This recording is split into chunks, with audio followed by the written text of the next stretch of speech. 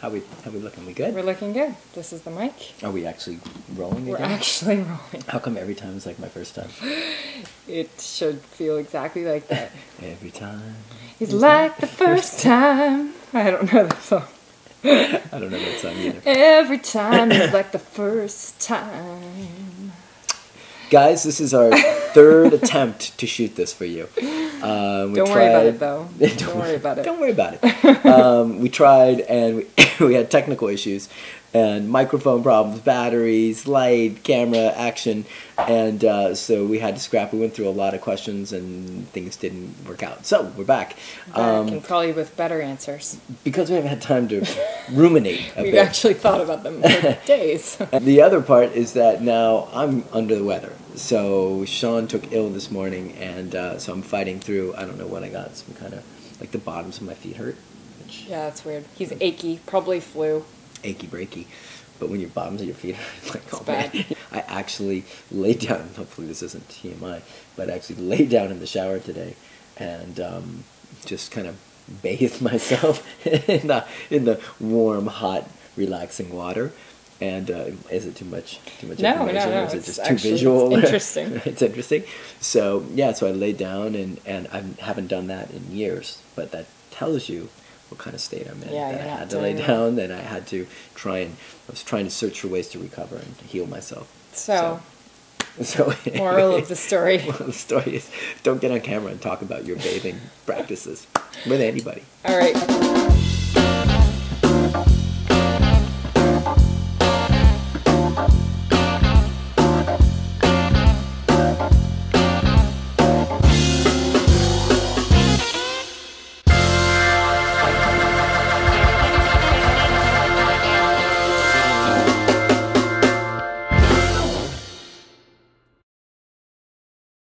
Are we ready?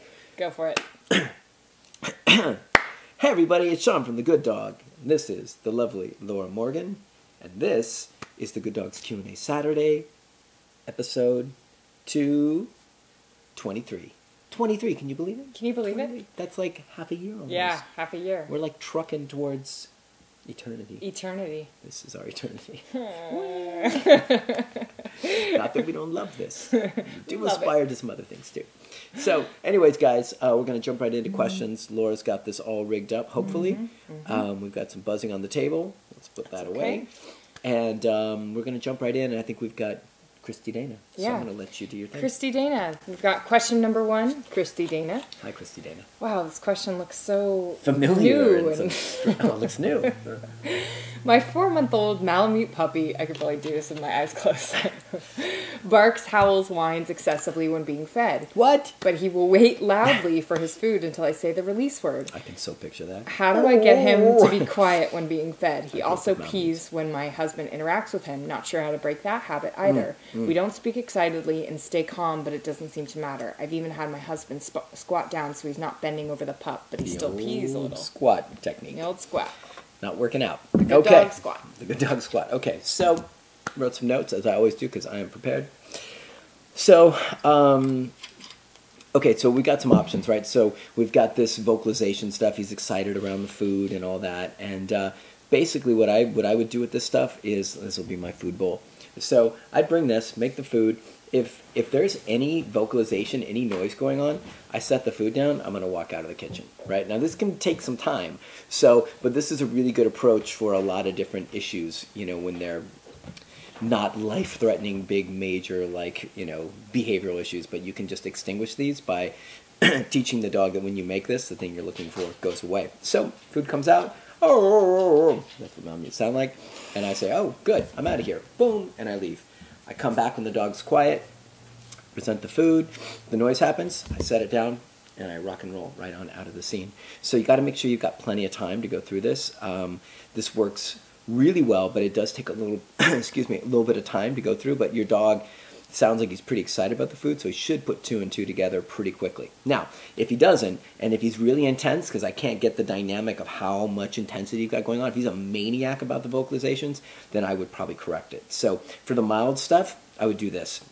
If he's just excited moderately, but if he's being a real pain in the rear, then I would correct with, I put a leash and prong on him. He's old enough, what is he, 4 months old? He's old enough to have a small little 2.25 Herm Springer with the leash attached. Starts to vocalize, no, pop the leash, excuse me. You don't have to say excuse me, but just pop the leash, say no first, and he should very quickly connect that, making that sound becomes uncomfortable. I don't get the food and it's uncomfortable, so now he gets a double shot, right? So another approach would be you could give him a pet convincer little blast if you have a pet convincer, right? Starts pop, not a pop, like a pop sound. Yeah.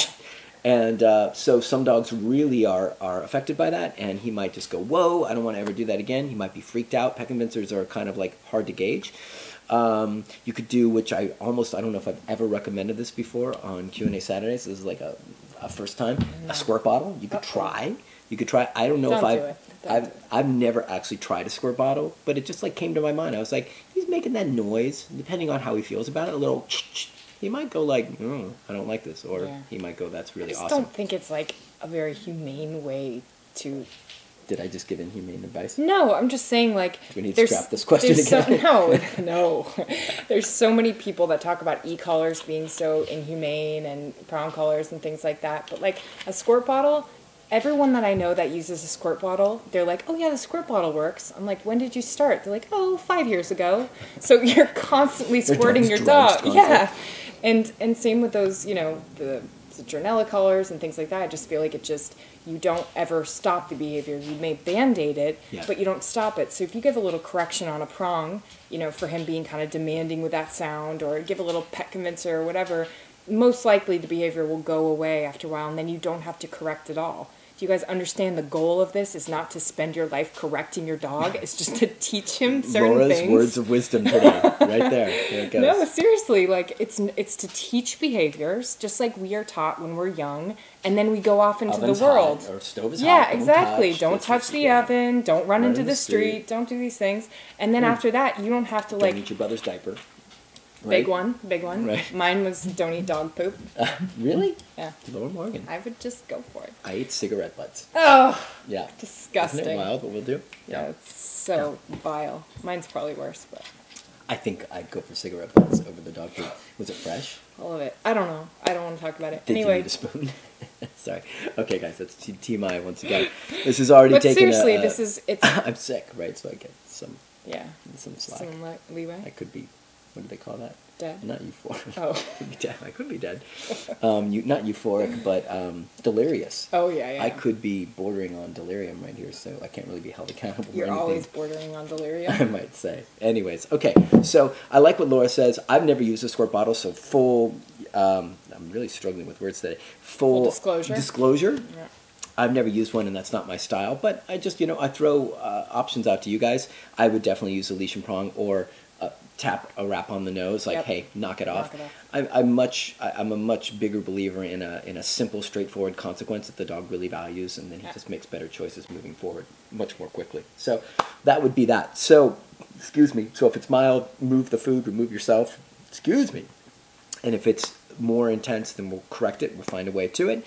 And then if we've got the situation with your husband, so you've got this young dog who's excitedly peeing, and your husband is not talking to him excitedly and kneeling down and doing smart things like that, but it's still too much for the dog. Yeah. So you guys have to prioritize the dog's needs at least for a while longer, because the dog is too young to be able to handle even that much interaction, like kneeling down and not saying a lot, not being like Gucci, Gucci, goo, is too much for the dog. And so the dog's peeing, whether it's submissive or excited, they're both going to really come from too much interaction, right? So this is a hard one with the young pup, because you're going to feel bad and think you're hurting its feelings, but just ignore him for a little bit longer. Let him go completely to the other side of like not caring, of you guys get home, instead of creating this association that when people come in, it's this big thing, nobody cares. I know it's the hardest thing in the world, but that's what I would recommend, at least for a while, before you guys start having more interesting interactions. Like, Not just kneeling down, not just being quiet, but ignoring the dog. The dog can't tolerate it yet, so he's going to keep messing up, and you're going to get annoyed with him being on the floor.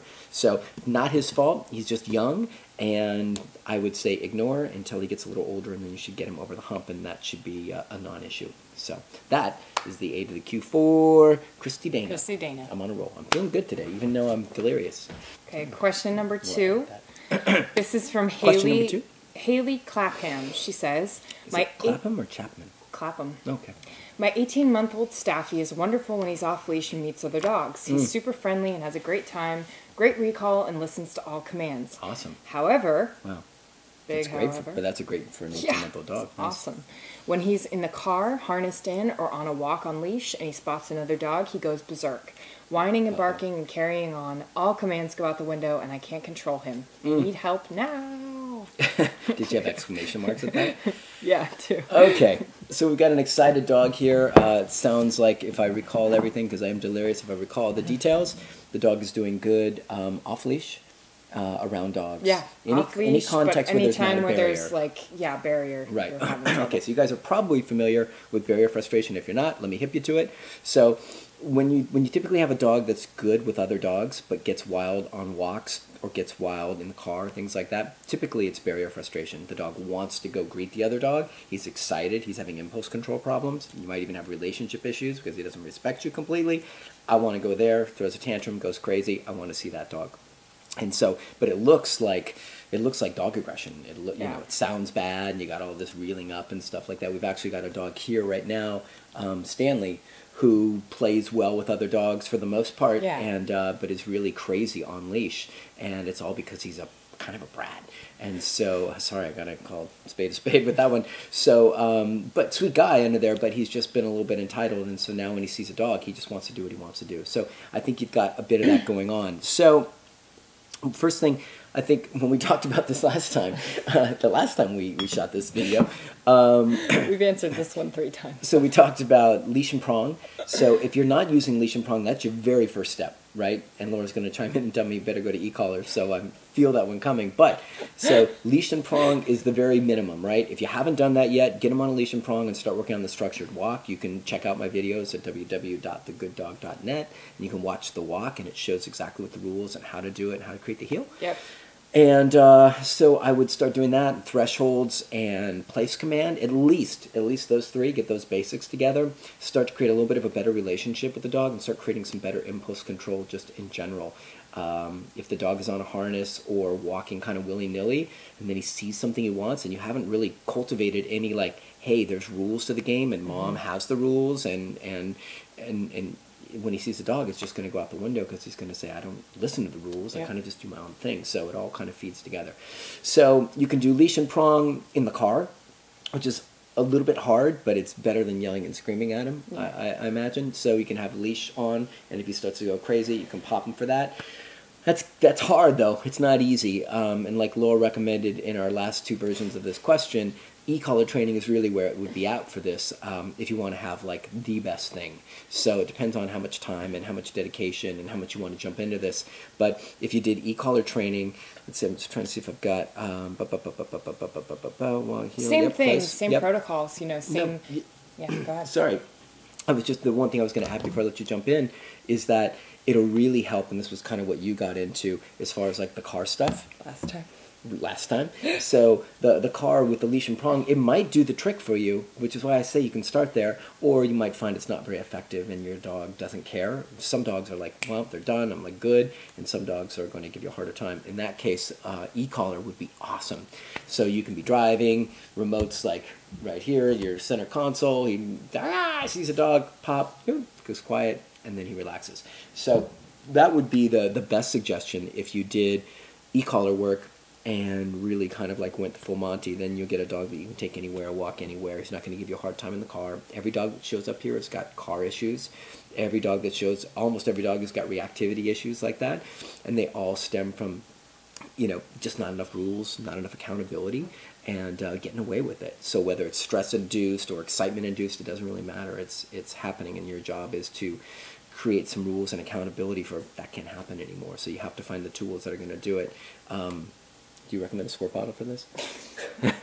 Super soaker. Super soaker. Anything to add? No, that's it. No, you feel good about that? Yeah, just do foundation. I mean, you have an 18-month-old awesome staffy. You might as well get him on an e-collar and have some fun with that, you know, to knock out anything else that might be going on, you know, unless he's perfect. But I've never met one. Yeah. Imagine how cool that would be to have a fully off-leash trained. I know he's recalling well, but he's also young.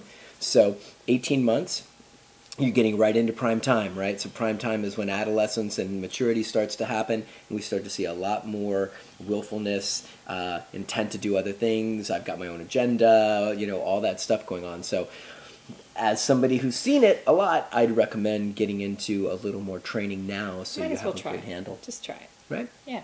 All right, Haley. Thanks, Haley. Clapman. Question number 3. This is from Tara Isaacson. Hey, Tara. She says, I'm working through leash reactivity with a 3-year-old pit mix. I'm using prong and e-collar, working diligently on e-collar, heel, duration work, etc. Wow. I know.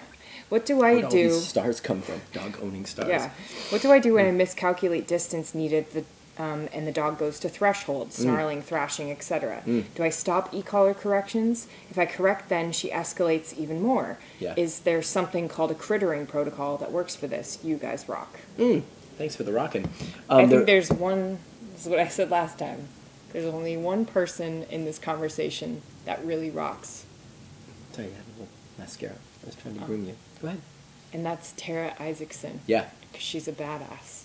Just reading that, I'm like having to Google for that. Yeah, it's like, right? I'm like, oh, let's How cool get is it protocol. that people are like, excuse me, these are very, very fizzy, by the way, Yeah. that people are going out and really educating themselves and using all these tools and all these great approaches. Like, I'm so enthusiastic and excited about seeing people get informed and all these dogs that empowered. are doing better than they could have been doing. So yeah, it's so about you guys doing this is just awesome. So okay, so I call this the pressure cooker when things just go south. Happens to us here as well when we're on city streets here in North Hollywood. And we're working, and all of a sudden you get into a situation where you just don't have any space. Dog surprises you. You can't move out into the street. I always try and give myself the out for one. So when I walk on a sidewalk, no matter what the other owner does, I take the side that allows me access to the street, even if there's parked cars there, because I want every inch I can get if I need it. If the other dog is crazy and my dog starts to give me a really hard time, I don't want to be the other side against the wall or buildings or anything like that, because the dogs feel the pressure, and then things get worse, and it can get really worse. So that's the pressure cooker. We like to avoid it at all costs, as you said, but if it happens, there's no sense in correcting. So once it's happened, all you can really do is manage the situation. Correcting, like you said, is only going to make it worse. You're only going to just key him up, and he's not going to process anything positive or anything valuable out of it. It's just going to be a problem. It's just going to, like I said, make it worse. So a couple things you can do. One, we have the spin around. Right? Didn't we have a song like that for it? Spin around? And if there's no energy left for the song. No, the spin around. We had a really good song worked out for you, but we're just so it died over. Yeah, sorry. This. How about the turnaround? Turn around. Every now and then my dog gets too reactive and I have to turn around. Oh, that's nice. Turn around. I like this. Every now and then he goes over a threshold and I have to stop correcting him. Turn around. I could keep going. Reactive dog. That's awesome. You added it. Very nice work, right? It's hard Sean to is the improvise king like of those songs. The king. Like, he can make a song out of any phrase or, like... Mr. Sandman. Mr. So we won't get into that, though. Anyways, so I'm going to move along because this is taking dangerous turns. So, here's the thing. With the turnaround, is that by Betty... Oh, no, Bonnie... No, Tyler. Bonnie Tyler. Was it? That's pulling that. Oh, wow. Aging myself. I thought it was like Cher. That's why I was channeling my inner Cher. Bonnie Tyler, old 80s, I think. Anyways, so... okay, so the turnaround basically is a lot of people try and block their dog when stuff goes down, right? So they get in front of their dog and try and block him. What I'd like you to do is spin your dog. I think we talked about maybe shooting a video for Tara to try and help show it, because it's hard to show the details. But the concept is basically you got your dog, and then you actually take a step forward, and then lean, and then pull him into you to where his rear is facing the other dog. and then pull up with the leash and relax it, and his butt should hit the ground. His butt should be facing the target that he's worried about. If he can't see it, he can't load up. He can't get the juice he needs to really be more explosive. So rather than you blocking him, you actually turn him around, and then make sure that he can't get that juice that he's looking for trying to look at the dog. So what we do is we'll actually like pop with the leash to pop his face away. If he tries to look at the dog like this, you pop this way.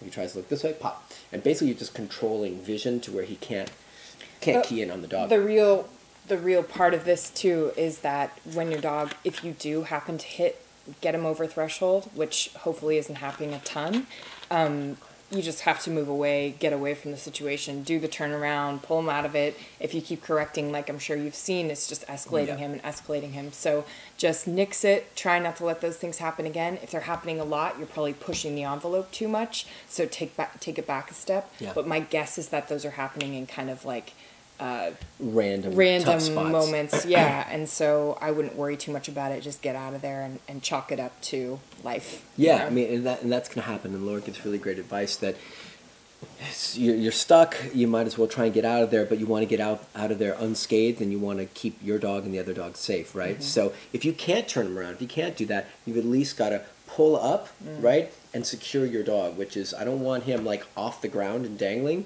but I would like to take most of his weight off so he can't really do what he wants to do. And you're just going to hold him there until he kind of like relaxes, or the moment passes, or you move him by. Yeah. And it's not a pretty thing, but this is kind of like everything's falling apart, and we're just trying to get out unscathed as best we can. So I'll actually pull up on the dog, control the head, and then try and move the dog away or turn around.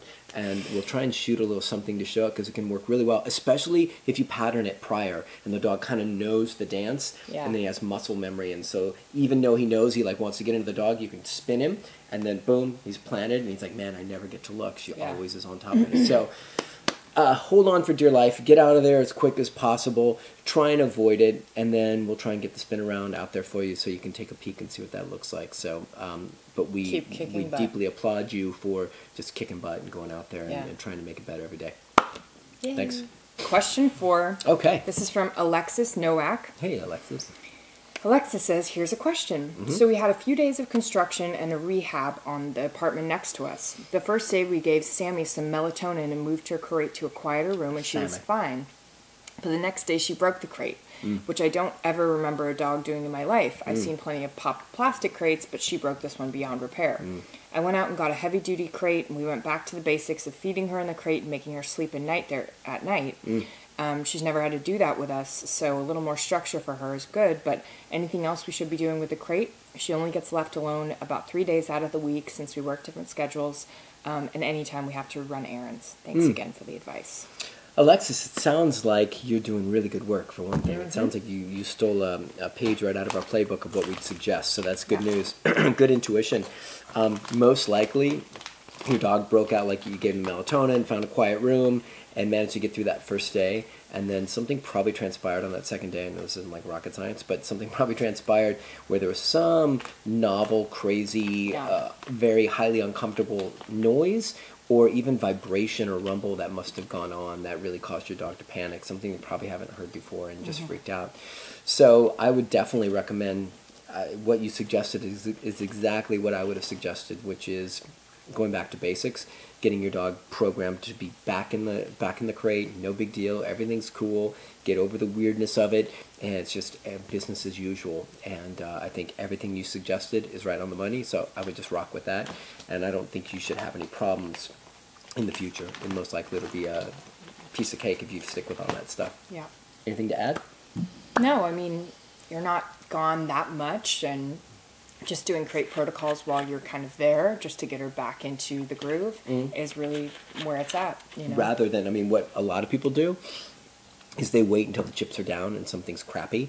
Right. You know, construction happens again, they stick them in the crate, or, you know, they've got to go out for a long night and stick them in the crate, but you're doing the smart thing, which is conditioning prior. Proactively. Yeah, proactive, which means you really are set up to win, and I think you guys are going to be fine. I think it was just kind of a unique situation, and I think you should be okay. Yeah. Okay, question number 5. This comes from Susan Savary, or Savory. I think you said savory last time. I did. Sweet and savory. Hello, Sean and Laura. Love the Q&A Saturdays. Thank you. Thank you, Susan. My dog is very rough when she takes treats. Is there a way to help her be more gentle? Thanks for your help. That's a short but sweet one. It's sweet and savory. Because you beat me to it. You can actually see when you watch this, you can see it cross over my consciousness, and I was like, nah, I'll leave that one alone. I'm glad you took it.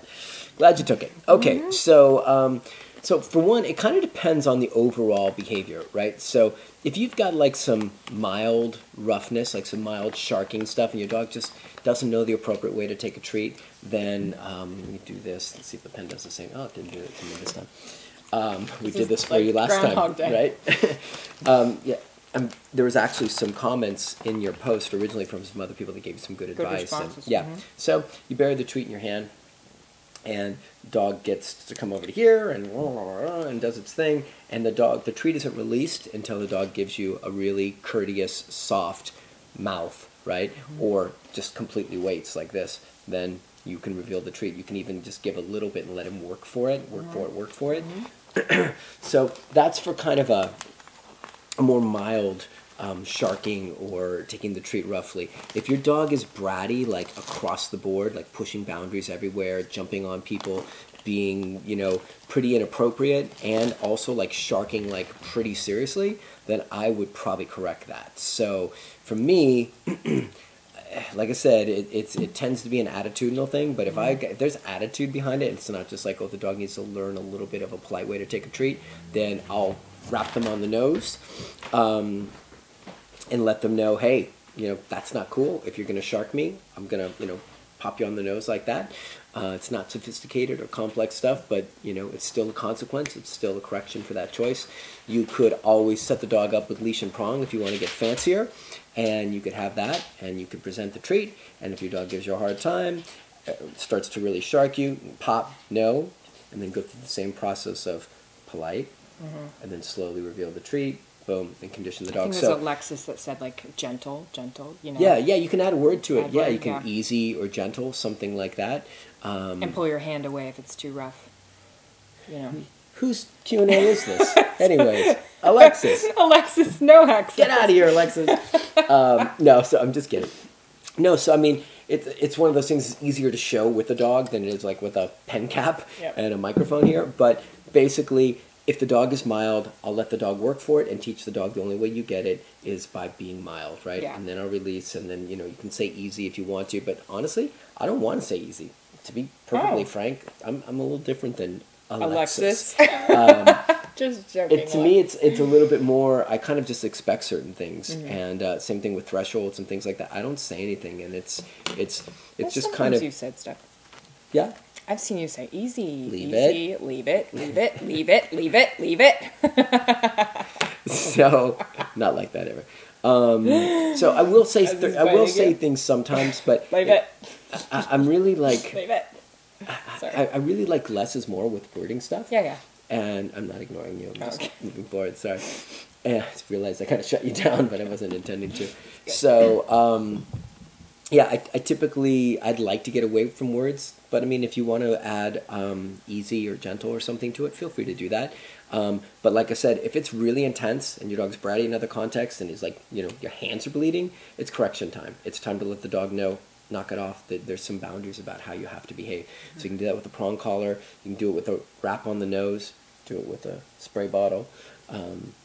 You could do it with a couple different things. So that'd be my approach with it. So it should be simple stuff, and I think it's based on what your dog's true character is. And if it's just a simple learning thing, then treat it like a gentle, simple learning thing. And if your dog's being a brat, then you need some consequences to make better choices, because then it's not just about the treat. It's about how your dog is kind of in general, and that's probably rippling out to other places. So that's my ADQ. Okay, this is question number 6 from Heather Sears. Not the appliance magnet. Don't worry. We've already discussed it. Yeah, I know. We're so disappointed. We're so disappointed. All right, Heather, sorry. It's okay, Heather. It will die, this joke, one day. She's like, I'm so done with you guys. Okay, so this week has been beautiful here, and we were able to start our e-collar heel command. Okay. At first, she tried to put on a show and not listen, but I found the right level, and we spent a good 2 hours outside on a wonderful walk where I wasn't constantly correcting or getting dirty looks because I had the wild and crazy pooch. LOL. Awesome. My question for you is, while on the walk, if she had to use the bathroom, she wouldn't give any signs and would do it while she was still walking, which was embarrassing. I let her have a loose heel and tried to encourage her to potty, but she was too interested in all the smelling. Is there anything I can do to fix this? Thanks in advance. I love your show, and I'm glad I found you guys. You have helped a great deal. Wow, that's great. That's awesome, Thanks, Heather. Heather. Okay, so I really feel like this is just more of a patterning issue, right? So you just started with the e-collar stuff, and your dog's kind of getting used to a new approach, more structure and all that stuff. So I don't think you're going to have a problem long term. What we do is we do a simple 90-10. 90-10 is that 90% of the walk is structured, 10% over the whole duration of the walk. Interspersed is release time where you say go potty or make a poo-poo or hey, it's your time, or, you know, Do it. do it, or hustle, something like that. Whatever you want to connect to it. Yeah, where was I going? Sorry. 90-10. And so you give them that release, and then I only do about like 30 seconds if the dog's really window shopping, and then I'm back. You know, the longer you let dogs get accustomed to just sniffing, the more they get patterned to doing that. So what I would do, even though your dog is potting while walking, I would just I'd be pretty stern about this. Like, come out of the house, get a nice heel going, right? I don't know if you live in a house or an apartment, but if you live in an apartment and you haven't had a lot of potty breaks, then come out of the house, get a nice heel going for at least a few houses, release your dog, let your dog potty. If your dog doesn't go and just tries to sniff, heel, and you're off, right? And if your dog tries to, you know, just drop trowel in the middle of the sidewalk, I would just kind of roll with it right now and not be too worried about it. I don't know if she's talking about poopy time or Yeah, I'm sure peepee it time. is. Yeah. That's a really common thing, though. I would she's going to get used to doing the structured walk, I think is what you're saying. So she'll get used to it. Just know, she'll get used to it, and you'll also get more used to subtle signs. Here, I think this is kind of the crux of this, is that I'd say that all of us know when our dogs are, all of us in this room know when our dogs are going to poop, right? And I think that comes from just, you know, being in a structured walk, and then you get more sensitive clues from your dog when you're kind of paying attention, because your dog is not all over the place. Your dog is more structured, and then all of a sudden they start to like veer off. They're like, I gotta go. You know, you'll get a sign, or they're slowing down, or they're speeding up, something like that. And I think you just get a feel for that, and then you can give your dog the opportunity to go poopy time then, if that's what's going on. I really think, like Laura was saying, it's just a matter of patterning over and over again. But I would do 90-10, and don't let a lot of time transpire. Don't let your dog sit there and just window shop forever. You'll start to build a dog that's what they do. And there are some dogs who just are kind of fond of just walking and pooping. We've had American bulldogs that we've seen several of those that just walk and just go, and like horses. So hopefully you don't have that, but if you do, there's not much you can really do. I mean, I think at some point this is just kind of like, you know, we got dogs, we do the best we can, and they have some kookiness sometimes. But that more structure, short answer, the more structure on the walk, the more the dog's going to get used to it. It's just a pooping question. Let's be honest. Let's bring it all back to the reality. Right, I'm delirious. This is going to be an interesting Q&A. Don't worry, Heather. Just make him sniff 4 spots out of the hour walk, and you've got a dog that will poop on grass. Okay? That's why you're our logistics queen. So this, you guys may not know that, but whenever we do client go-homes, she's the logistics queen. She's the one that creates all the structure for the clients, what your day is going to look like, because she's so good at breaking it down in really simple fashion. And I just feel like this question is about pooping on the walk. I know, but I obviously got lost. I think you just tried to make it more you were like, I gotta make this something bigger than it is. Really? Maybe. I've got some unresolved, like, you know, issues. Freudian stuff. Poopy issues. Oh, this is the worst conversation ever. Okay, let's go. All right. I'm delirious, right? Done. So, say goodbye. All right, goodbye. Okay, question number 7. This is from our buddy Artem. Ukrainian connection. Artem says, hello, Sean and Laura. My question is about the crate protocol. Can you tell about it more in general, how to deal with whining, trying to get out, other anxious behavior? An example would be a dog's familiar to the crate, and sometimes tries to get out of the crate after calmly being in there for 1 to 2 hours, whining and scratching the crate. What do you usually do in this situation? It needs to be without an e-collar, only slip lead. You know, the owner's not using a prong or e-collar. Should I close and open the door to get the dog to calm down and then release her, or leave her there until she calms down? What if she does it, you know, after some time? So only slip lead, no prong or e-collar, nothing. Okay, going back to basics. Back to basics. Back to basics. Caveman style. Okay, so Artem, it's a little bit challenging, right? Because we're limited on the tools, but I'm sure we can figure it out. I think what you're talking about is our crate protocol of actually, excuse me, fizzy drink, is shutting the crate door pretty firmly on dogs when they're trying to get out. And that typically, when we're having reactivity in the crate, like scratching, whining, barking, fussing, any kind of weirdness that's kind of intense, once you open that crate door and actually remove a little bit of your spatial pressure, the dog will typically try and bolt out, which is just symptomatic of all that stuff, and they're just, let me out. And so I'll use that for a very firm correction with the crate. Wham!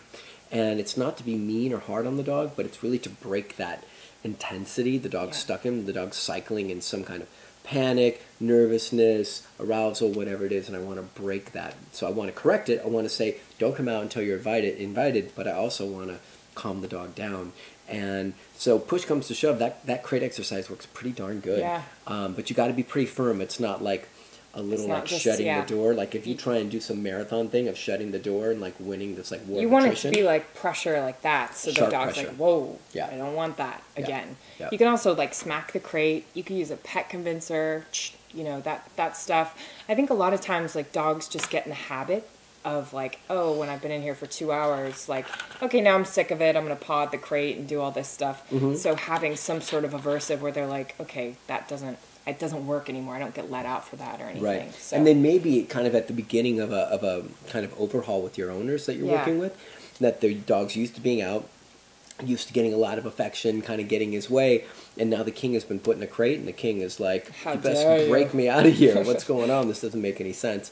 So there could be some stuff like that going on as well. Like Laura said, pet convincer, kick the crate earthquake works crate nice. shake.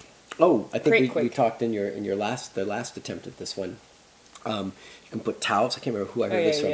Put towels over the crate, and then you can actually take like a say like a Coke, like a plastic Coke bottle, and put coins or something in it, and you can wing that at the crate, and that will typically startle a lot of dogs into not wanting to do it. It all sounds terrible. It all sounds mean stuff. It's just supposed to just startle so that they don't get... Because what happens is if you have a dog panicking in a crate, it's not just annoying for us. Think about you. For the dog. Yeah, it's painful. Think about you being someplace and like when you're really antsy and like you just want someone to break you out of it. Like, hey, knock it off. So that's what we're trying to kind of do. It sounds like no fun, but it's not just for our comfort; it's for the dog as well. Yeah, and it's not just to do shortcuts. It's really about what we found to be effective to not just help dogs stop being nutty in the crate, but to kind of overall, we always talk about state of mind stuff, to really like start to create some breaks, some gateways to like relaxation and getting rid of arousal and all that stuff that gets in the way. So give it a shot and let us know if any of that stuff works for you, buddy. Yeah. Okay. I hope it's getting warmer for you. We have something really special. This is the Jordan Brown update. Okay. Before we get to her question. Remember we were going to do an update and a German Shepherd update every time? Oh, yeah. Forgot about it. So this is our update. Do the thing. Okay. Okay. That's from Wayne's World. Okay. Yeah. Okay. So Jordan Brown. What? I didn't see that. Whoa. Weird. Jordan Brown says, "Hey, Sean and Laura. I have a question and an update. First, my update, this is what we're doing. My update is that my ex-reactive girl Molly and I have been making big improvements over the past 6 weeks, culminating in last weekend when I took her to a local park where she did a great job ignoring at least a dozen on and off leash dogs, some passing mere feet from her. Mere feet? No reactions, no whining, nothing. In fact, now when she sees a dog, she just automatically looks at me. Amazing. Wow. This is better than my dog. Okay. We've never been able to do this before. This was my end goal for her, and it's my end goal for my dog. And I owe our progress to your videos." Wow. How cool is That's that? so That's special. from Jordan Brown? Yeah, Jordan Brown. Jordan Brown, thanks for kicking butt, and thanks for sharing that with us. Thanks for kicking butt and giving any sort of credit to what we really appreciate it. I mean, Yeah. like, all these videos we make and tips we put up and all of that, you know, we really love hearing the good stuff from you guys, so it really buoys us and causes us to, like, just want to give you more stuff and try and see if we can get more doggies fixed. And so, great stuff. Really appreciate it. Question number 8 Okay. is from Jordan Brown. Wow, okay. Who would have thought?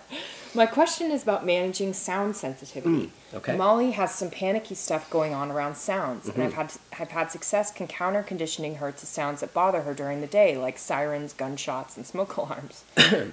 During the day. Where are you living? But once or twice a month, some sound like... Sound. She's from Georgia, by the way. True story. I know, but it's not. True story. It's George literally... Peach. I think it's sound. just... I try to, like, I don't know what it is. Okay. Example, snow falling off the roof or the building dumpster being emptied with a clang. It'll upset her in the middle of the night, and she'll start scratching frantically on my bedroom door. She sleeps in the living room uncrated. If I ignore her or use a scat mat to keep her away from the door, she'll progress to whining. If I let her in, she immediately jumps on the bed, tail tucked, trembling, cowering. I have to physically remove her, which I do, and settle her into her dog bed next to my bed. I don't give her any affection except to put a hand on her side to monitor her trembling. Usually she settles in 15 minutes and doesn't move the rest of the night. My question is this an okay way to manage the situation? My husband thinks that overindulging her fear will make it worse over time, but since these episodes occur so rarely and while everyone's sleeping, it's hard to pinpoint what is setting her off, and counter-conditioning for it is basically impossible since I can't control the sounds and I can't recreate them artificially on the same scale. Yeah. Do you have suggestions about how I can better deal with these midnight wake-up calls? I should also note that seeing her so distressed gives me a huge rush of empathy, so I might not be dealing with the situation as objectively as I should be. Thanks so much in advance, and please don't even think of discontinuing Q&A Saturday. It's one of my favorite parts of the week. Excellent. Okay. Do you remember that we said that we were thinking? We were threatening? Yeah, we were threatening. Walking out? Sorry, Jordan. That was an empty threat. Renegotiating our contract to see what we could get. Okay. So Jordan, a couple of things. One, I would start adding some more structure to your dog's life. So you might already be doing some of that stuff, but what did she say in the very first thing? She said the walks are looking great, everything's right? looking great. But did she say, because we're actually connecting two different things, like her report, but is she doing interior work with the dog or just the walk? It seems like she's making big improvements. That was just outside stuff. Outside, so maybe okay. There's some info. So we don't know what you're doing inside. I would most definitely, with a sound-sensitive dog, you know, it sounds like she's probably a little sensitive, a little anxious. The more structure you give her, the better she's going to be at tolerating this stuff. So I would crate her at night, for one. Yeah. I think she'll do better with that. I would turn music on as cover fire. So, I mean, we have that out in our kennel always. So dogs are in the crate, music's on, and they don't hear, like, even during 4th of July, we really can obscure most of that stuff. So, unless you're one of those that can't, like, sleep, if you have, like, noise or sound or anything like that going on. But maybe some light, But putting her in a crate, you know, with the room closed and stuff like that. But she might be able to get away. I'm just saying that, like, if you put down some musical cover fire, you can get a lot of value out of that. Yeah. If the dog can't hear the thing that's scary for them, they're not going to be scared. So I would definitely do that. I'd go crate and quiet room and a little soft music.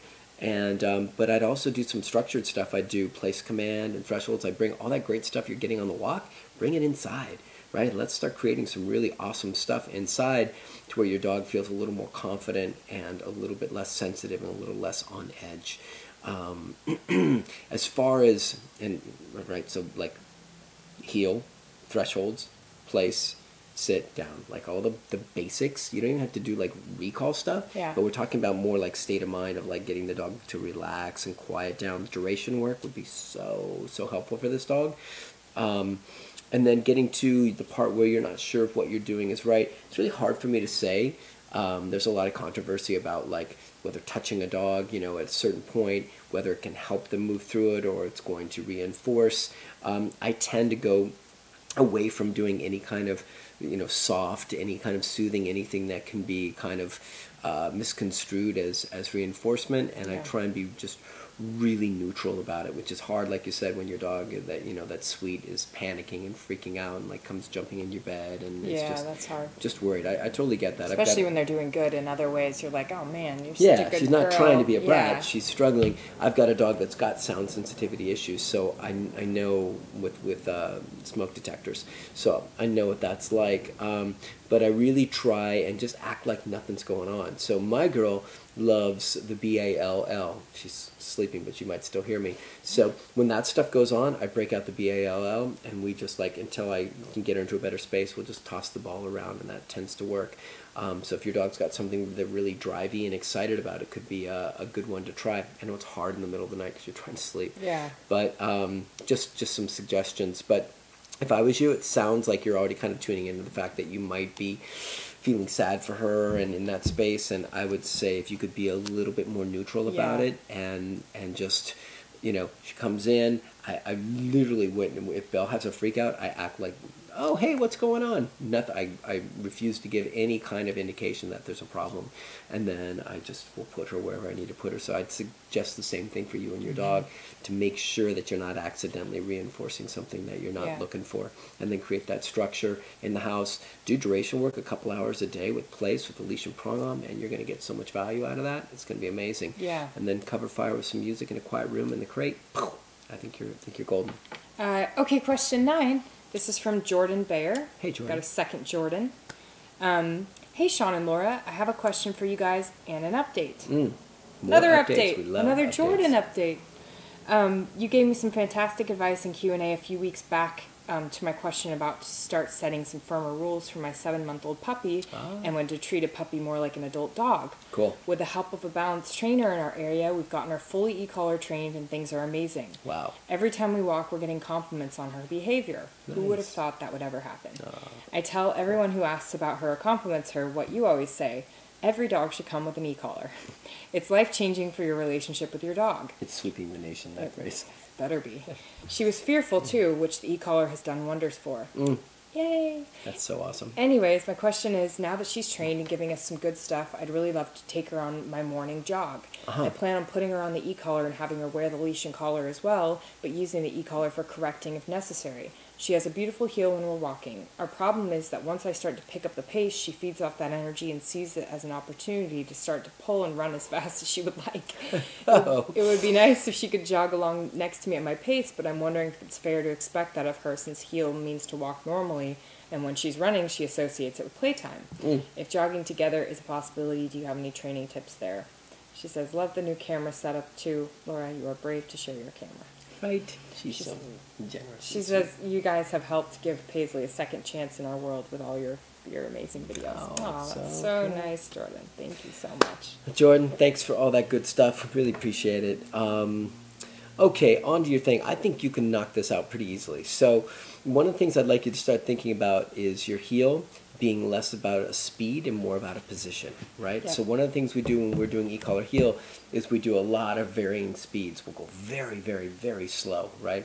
I'll start to like dramatically slow down, correct the dog if the dog doesn't stay right with me, and then I'll speed up, and then I'll go medium, and then really slow, and I'll go all over the place. I won't do it like every second, but I'll definitely like try and catch the dog. Are you paying attention? Are you listening? All that stuff. Yeah. And then the dog starts to get comfortable that, okay, this is not a speed thing. This is where I need to be regardless of what's going on. Now, I totally get that once you start moving faster, dogs start getting excited. They think they're going to like go and wild white fang it. So that can be challenging, but you can absolutely teach your dog to heel at a jog, right? Yeah. So I think this should be a fairly easy one. I would start like, do these different speeds I told you about: slow, medium, fast-paced walk, slow, back and forth. And then I would do like the world's slowest jog, like just kind of imitate it, like this, and get your dog accustomed to like heeling, even with a little more body motion. Slow it down, and then go back to it, speed it up. And then you should be able to just organically start to teach your dog that, hey, we're going to start moving faster, and you're going to have to monitor and manage your excitement. And that's going to be done with the e-collar. You just set those same rules. The only difference is the excitement levels are going to be higher, so your correction levels may need to be a little bit higher. Yeah. And like I said, I'd start slow. I'd like you to just take your time and build it. Start working different speeds. As you start to move into a jog, be aware you might need to use higher levels of correction because your dog's arousal and excitement levels are rising. But don't go like full clip straight away. Just kind of like get a little bit and then slow it back down and then get back into a little bit of jogging. And you really should be able to cultivate it in the same way you did with the heel. The only difference here is that you're moving in a different fashion and it creates a little excitement. So we just need to pattern it, and we need to use whatever level pressure-wise that we need to be valuable for your dog as the excitement level shifts. So you should absolutely be able to do this. So let us know how it goes. I wish I had like a heel to jogging video to show you like the process, but hopefully I made it clear. The long and short of it is that it's very fair that you can ask for different speeds. Yeah. I think you asked, like, is it fair because she's used to being in a heel? Like, don't worry, different speeds, a heel is just a position. Yeah. So whatever speed you're going at. Yeah, it's just the excitement you're working on, but just knock it out and you'll be fine. Yep. You'll be good. Thanks. Cool. Okay. This is question number 10. No, Tim, this coming from Instagram. We're conquering Instagram. Yeah. We're starting to like spread our tentacles out. It's awesome. Killing it. Yeah, it's cool. I think we're going to do more Instagram questions next time because we didn't get to all the Instagrams. But yeah, more we've got like 4 left, or 3 left, so we'll try and get to some of those. Okay, so this is from handle I am Aline. She says, I asked this question earlier this week. Maybe that was for last week's Q&A. So my dog will growl and snarl at me when I'm holding her food bowl if I try to pet her. She will wait to be told that she can eat, and I can put my hands in her bowl as she is eating with no problem at all. The problems arise before she eats, as I'm holding her bowl or her bowl is on the floor before being allowed to eat. I find it really strange and would love some ideas on how to address it. I'm Aline. How you doing? Okay. So my first suspicion here, and I could be totally off, but my first suspicion is that you might be putting too much focus and pressure on the whole kind of eating routine. There might be too much going on. There might be too much like, I want to put my hands in the bowl, I want to touch the dog while I've got the food. There might be just too much stuff going on, and dogs can oftentimes feel all this pressure and get kind of wonky about it. So something to check in with. I don't recommend like putting your hands in the bowl. I don't think that you need to do that. An out command is much better if you need to teach your dog to like get out of the food. Out means, you know, back out, and we can actually shoot a video for that because we need to get one of those up. But I see a lot of people kind of get a little bit overly focused on some of this stuff, and then the dog gets really annoyed and gets intense and weird about stuff. So that could be going on. I'd say I'd love to see you do like no touching, right? So you've got the food bowl. And if you've got the food bowl in your hand and your dog is snarling at you, like if it's snarling right now, then you put the food away and you walk away, right? If you're going to snarl at me, you won't eat. You may not eat for a week. So that's an easy one for me. If I walk out and I've got the food and the dog snarls, the food goes away. Now, if I walk out and I've got the food and the dog's doing great but excited, and then I want to do this whole like, hey, are you able to tolerate me touching you and doing all this while I've got this thing that you're very intense about? I get the idea, but it adds a ton of pressure, and I think it's undue and unnecessary pressure, and I think it's relationship stuff that I would try and get away from. If your dog is polite when eating and allowing you to like put your hands in the bowl, you really don't have an issue. So, so once again, if you're presenting the food, you're getting snarling or posturing or any weird stuff, then I'd put a leash and prong on your dog. I would correct it for that, and I would like put the food away. If it's like mild, like your dog is nervous. Some dogs will get nervous, right? When food stuff's going on, they'll get lippy stuff, you know, where they'll do stuff because they're just a little bit intense about it. And so you have to make sure you're not misreading that as well and thinking, oh, he's being aggressive or she's being aggressive. Dogs can absolutely get this whole kind of like stuff going on, like grimacy stuff, and like excitement, growly sort of thing. So I want to make sure you're not reading that wrong. But if everything is like fairly mild, remove the food, and food doesn't come back until the dog is cool. And I'm totally cool with not feeding a dog for multiple days if that goes on. Your dog will absolutely learn not to do that. What else did I have for her? No touching. Looks like there's too much focus on the dog and the food, making it uncomfortable. Yeah, I think I kind of covered it. I think Yeah. that was pretty much all the stuff. Once again, I've seen several people with really good intentions put too much pressure on interactions with their Yeah. dogs, and it's almost like that needy friend that's asking too much or texting too much or putting too much pressure on you, and it can really grate on you. So Yeah. you might be getting that. You might just be getting food-specific weirdness from your dog. Hard for me to say without seeing. But stop touching your dog while you've got the food. You don't need to do that to have a good dog or a safe dog or dude.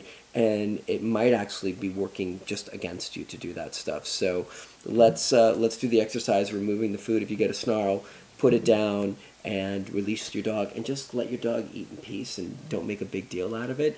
If you want to teach them the out command at some point, if you've had resource guarding in the past, Yep. that's easy enough. We'll shoot a video for that somewhere down the line.